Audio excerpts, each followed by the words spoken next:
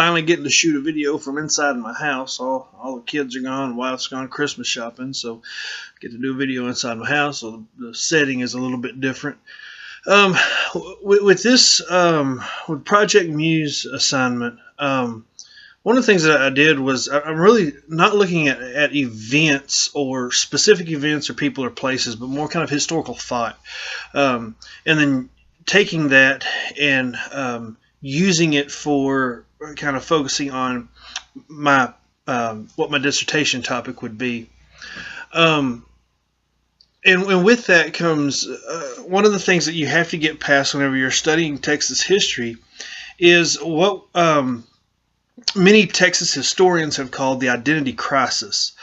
And what that is, whenever Texas was annexed to the United States, it was annexed as a slave state.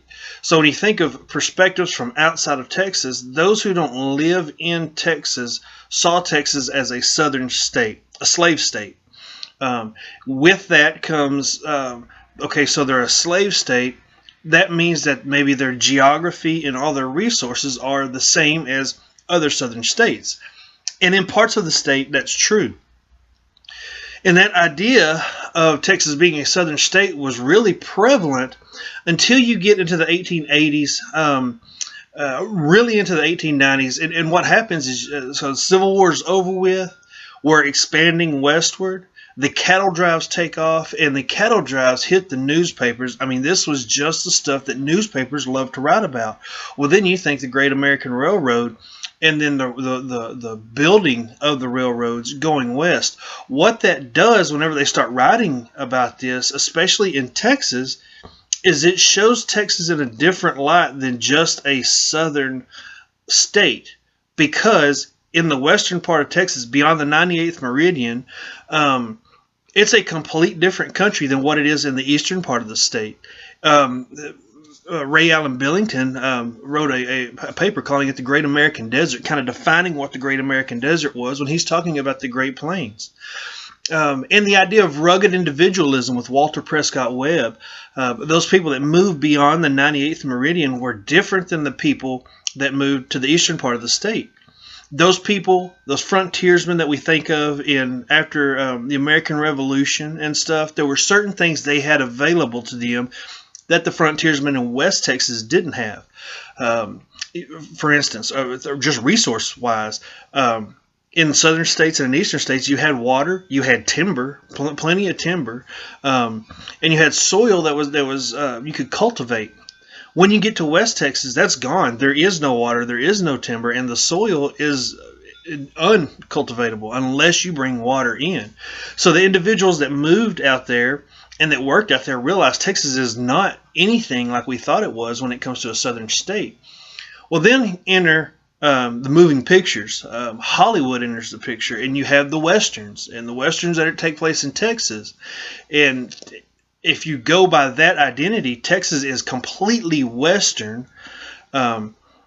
resembling Monument Valley, with the huge cactuses and the tall mesas and stuff.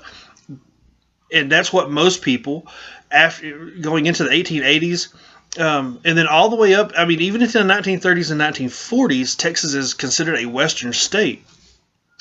Well, then what happens after the World War II is you kind of have this debate over Texas's identity. Who is Texas? And what it is Texas Southern, is Texas Western?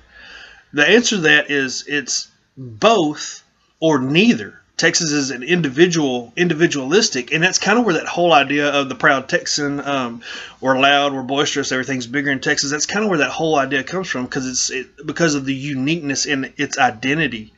And so with the three articles that I chose, all three of them in some way point to this identity crisis. The first one by Glenn Semple Eli is kind of the overview that I just gave you. He's kind of crunching it in more modern terms than what was identified back in the 1950s and 1960s. And so he's talking about the identity crisis and where it comes from and how it's shaped.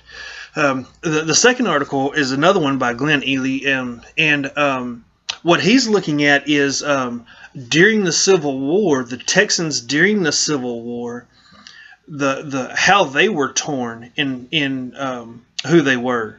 They didn't trust the federal government. They didn't really trust the Confederate government either. But so what you got is you've got these Confederate soldiers who are trading with even the Comanche Indians, but you have federal forces trading cattle with federal forces and stuff. And these guys are Confederate civilians that are doing this, and that's because they didn't identify with the plantation owners in southern Louisiana or Alabama. It was a whole different breed, and you're not going to mold a Texan into what you think they should be.